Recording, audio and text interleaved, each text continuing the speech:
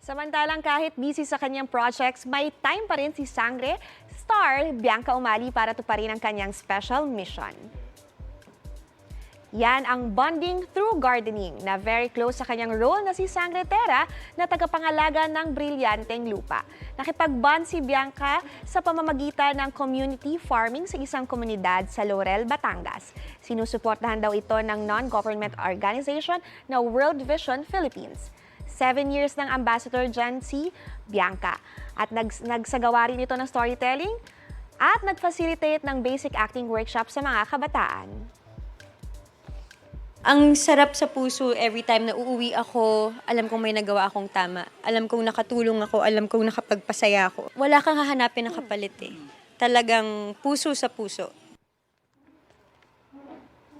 Mga kapuso, para una ka sa mga balita, mag-subscribe sa GMA Integrated News sa YouTube. Sa mga kapuso abroad, subaybayan niyo po kami sa GMA Pinoy TV at sa www.gmanews.tv.